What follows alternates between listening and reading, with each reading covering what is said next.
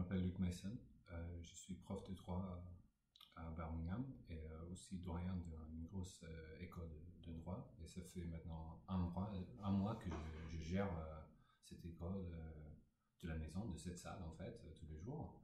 Tout est fermé au Royaume-Uni depuis 4 semaines, plus ou moins. Donc je vous parle aujourd'hui de la situation du coronavirus et le droit du travail, le droit social dans ce contexte. Bien sûr, en Angleterre, il y a beaucoup de questions de droit du travail, de droit social qu'on se pose. On ne sait pas vraiment la réponse. Il y a des questions qui se posent sur, par exemple, la liberté d'expression des médecins dans le contexte de leur rapport de travail. Il y a des questions de droit collectif du travail. Si les salariés se refusent de travailler parce qu'ils pensent que ce n'est pas sûr en droit de travail, est-ce que ça implique le droit de grève? On ne sait pas. On ne sait pas pour le moment. Ce sont des questions intéressantes qu'on se pose, mais il faut réfléchir un peu avant de savoir les réponses. Ce dont on peut parler, par contre, c'est la réponse de la part du gouvernement et du Parlement à la crise sanitaire, la crise sociale, la crise économique et la crise dans le contexte du travail et du droit du travail. Donc je vais vous présenter le cadre, si on veut, de la réponse du gouvernement britannique dans le contexte du droit social et aussi du droit du travail. Surtout le droit du travail. C'est donc en général des réponses entre guillemets qui s'appliquent au Royaume-Uni en général. Certains aspects ne s'appliquent que au droit anglais. Je ne vais pas vraiment faire de distinction pendant cette présentation. Donc ça fait, oui, plus ou moins un mois. Là, on est en mi-avril. Ça fait presque un mois que tout est fermé.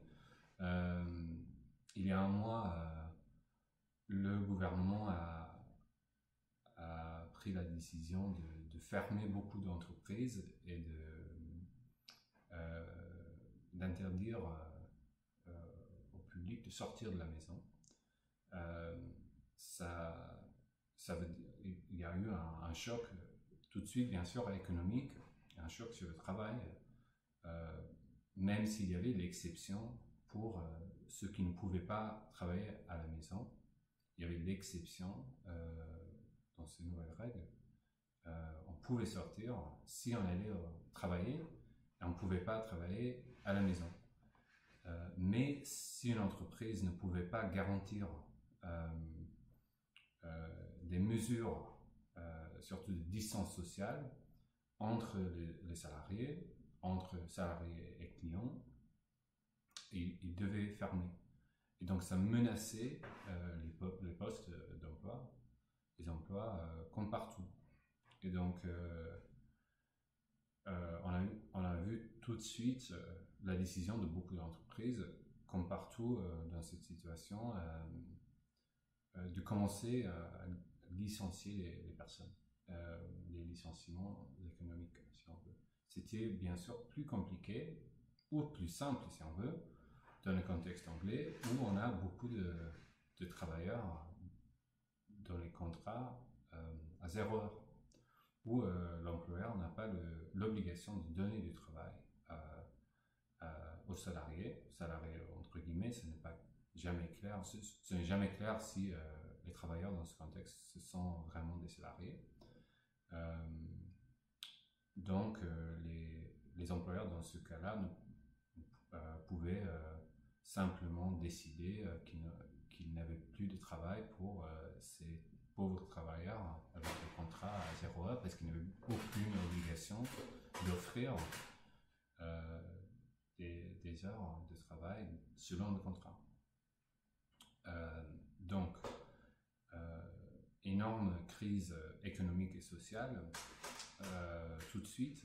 Donc la réponse au Royaume-Uni était, comme la réponse dans beaucoup de pays dans l'Union européenne, d'essayer de protéger les emplois. Et donc on a vu tout de suite une réponse financière et économique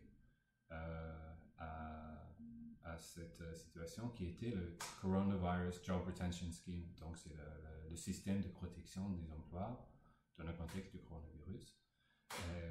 C'était donc un nouvel élément de vocabulaire dans le droit du travail anglais, c'est furlough. Furlough, littéralement, c'est congé en français, plus ou moins, mais ce n'est pas un mot qui s'utilise dans le droit du travail en général. Donc, on ne parlerait pas vraiment de congé, mais de pause. Et donc, la réponse du gouvernement britannique était de présenter la possibilité de mettre en pause les rapports de travail pour les employeurs et où le gouvernement paierait 80% du salaire normal, entre guillemets normal, je vais en parler tout à l'heure, de ce que ça veut dire, des salariés si l'employeur décide de mettre en pause le rapport de travail, d'utiliser donc ce système de furlough, de congé dans le sens de pause. L'employeur a donc dans cette situation le choix de payer le reste du salaire, dans l'autre 20%, ou de laisser à l'État de payer 80% du salaire et laisser comme ça. Dans ce contexte, l'employeur n'a pas le droit de faire travailler le salarié. C'est un rapport de travail en pause, mais qui continue après. Et donc, c'est une réponse qui essaie d'encourager aux employeurs de ne pas licencier les salariés, vu qu'ils ne sont plus obligés à les payer. Donc, c'est une tentative de protéger les emplois et de protéger aussi, bien sûr, la situation économique du salarié. Et donc, dans les détails, c'est un système qui donne 80% donc, du salaire aux salariés jusqu'à un maximum de 2500 livres par mois. Donc, c'est presque 3000 € en ce moment, par mois, qui s'applique au rapport de travail salarié, mais aussi à l'état ou au statut intermédiaire de worker aussi, qui ne rentrent pas exactement dans le vieux contexte ou le vieux système de droit du travail, mais qui ont plusieurs droits au travail et qui sont donc, comme vous savez peut-être, dans un état intermédiaire entre travailleurs salariés et travailleurs indépendants. Ce système ne s'applique pas aux travailleurs indépendants, qui est un autre système où l'État paie un part des profits de l'année précédente si il y a une perte d'argent pendant la crise coronavirus. Je ne vais pas parler de ce système qui est loin du système du droit du travail, mais qui essaie de protéger donc d'une manière plus large les travailleurs qui ne sont jamais protégés par le système de travail général en Angleterre, mais qui sont bien sûr traditionnellement protégés par le système universel du droit social qui existe en Angleterre. On est dans une tradition beveridgienne, bien sûr, mais l'État a pris la décision d'essayer de protéger ces travailleurs indépendants et des travailleurs salariés sans se baser sur le système de protection du droit social beveridgien. C'est dû sûrement au fait que les protections dans ce système sont très faibles. Donc, quels sont les aspects, si on veut, intéressants ou bien dangereux de ce système, de cette réponse? Premier aspect, c'est sûrement la question de qui est protégé par ce système. On n'est pas protégé si on travaille moins. Si il y a moins de travail, mais l'employeur a toujours besoin de toi, si on veut. Il n'y a aucune protection pour ces travailleurs-là.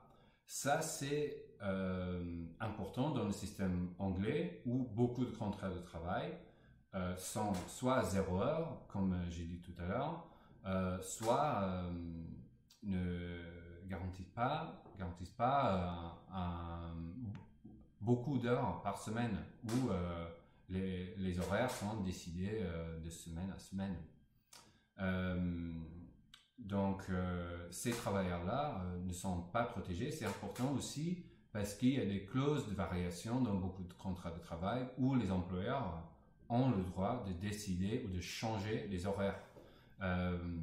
Chose qui n'existe pas dans d'autres systèmes de droit de travail en Europe, comme vous savez. Donc, il y a ce trou, si on veut, dans ce système. Deuxièmement, et question liée à la première question, c'est toujours la question de qui est protégé, mais dans le contexte de qui est choisi par l'employeur. Il y a, à part la loi générale sur la discrimination, il n'y a aucun guide, si on veut, sur qui devrait être choisi pour être envoyé en pause, en follow. Ce qui est bien sûr dangereux, si on veut, entre guillemets, pour les salariés.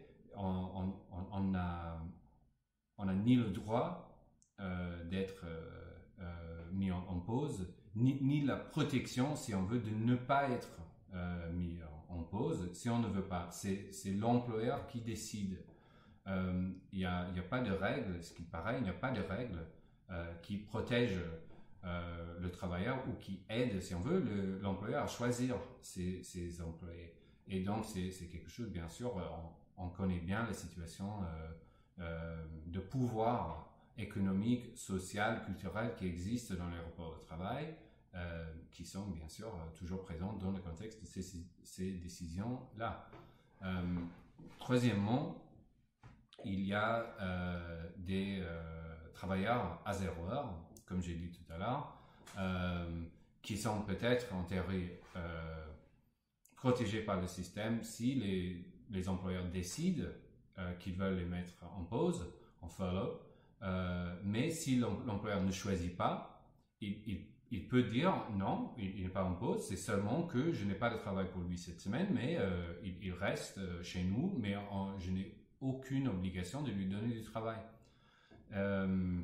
Dans ce contexte-là, le travailleur à 0 heure n'a pas le droit d'accéder à 80% de son salaire normal parce que l'employeur ne l'a pas mis en pause, mais il n'a pas non plus le droit d'accéder à l'aide pour les travailleurs indépendants, vu qu'il n'est pas travailleur indépendant à tous les sens. C'est donc un trou, si on veut, toujours basé sur le système de travail précaire qui est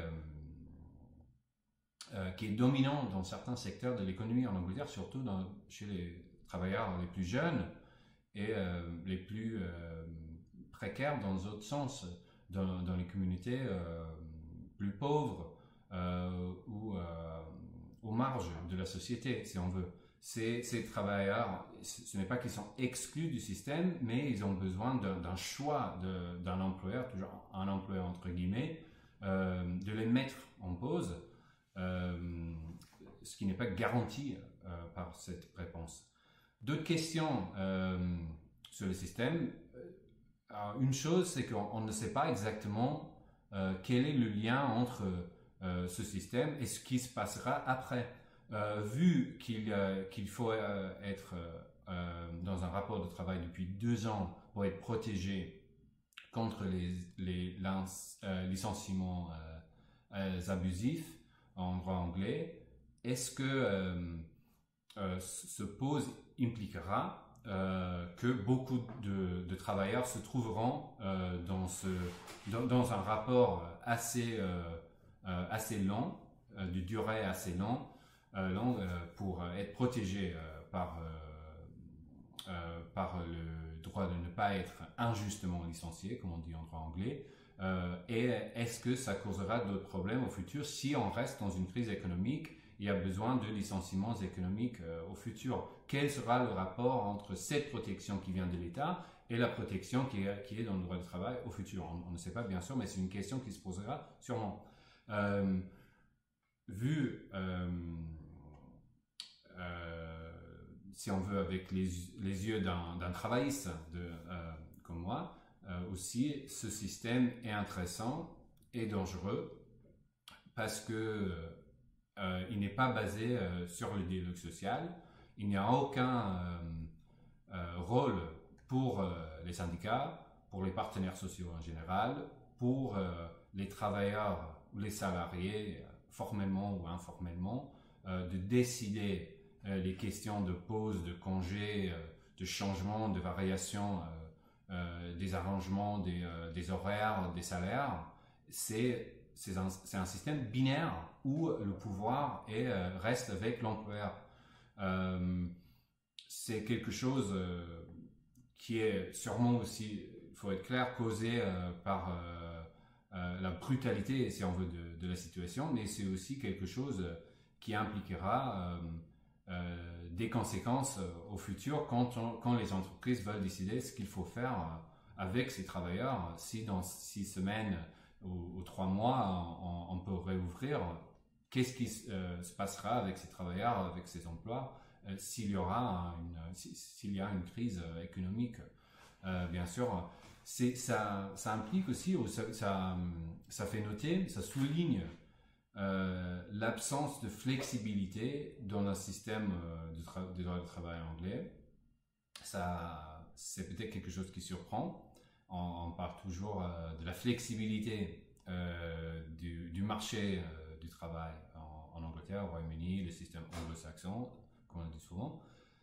Oui, il y a un marché de travail flexible, mais il n'y a pas un rapport de travail flexible. Si on veut varier les conditions d'un contrat de travail, il peut y avoir des clauses de flexibilité, de variation, où l'employeur peut varier les conditions de travail, mais cette clause n'est pas bien sûr toujours présente dans les contrats de travail. C'est une clause assez extrême. Ce qui manque dans le droit du travail en général, c'est une façon collective de varier les contrats et surtout les conditions de travail comme par exemple existe dans la tradition allemande, où les employeurs et les syndicats, les autres travailleurs peuvent décider ensemble ce qu'il faut faire face à une crise, comme on a vu dans la crise financière. Ce qu'on remarque avec la réponse du gouvernement britannique, c'est comme j'ai dit tout à l'heure, c'est une réponse binaire, sans flexibilité, sans la possibilité de réponse collective et flexible. C'est donc causé par la culture industrielle qui existe au Royaume-Uni depuis 35-40 ans. Dernière chose, c'est un changement législatif et qui est lié toujours au congé, mais au congé traditionnel, au congé payé. Et donc, dernière chose, c'est un changement au régime de congé payé, système qui vient bien sûr du droit européen, qui décide des minima sur les congés payés. Le changement législatif, c'est que les salariés ont droit à renvoyer les congés payés qu'ils ne peuvent pas prendre pendant la crise du coronavirus à les 2 années suivantes. Ce qu'on se demande, mais on ne sait pas encore, c'est si l'employeur peut obliger un travailleur qui est en furlough, en congé forcé, en pause, à prendre ses vacances, congé normal, pendant cette pause. On ne sait pas, ce n'est pas clair. Je suppose qu'ils ne peuvent pas, vu qu'ils ne travaillent pas, ils ne peuvent pas être en congé normal. Vu aussi que l'employeur ne paie pas le salaire pendant cette période-là, ce serait assez bizarre si l'employeur pouvait insister que le salarié prenne ses congés normaux pendant cette période. Par contre, on a la question de ceux qui travaillent, ceux qui bossent normalement pendant cette période, comme moi par exemple. Est-ce que je peux être obligé à prendre mes vacances à la maison? C'est une question ouverte pour le moment, on ne sait pas. Ce changement législatif ne répond pas à cette question pour le moment. Bon voilà, c'est tout. Prenez soin de vous et j'espère vous voir en personne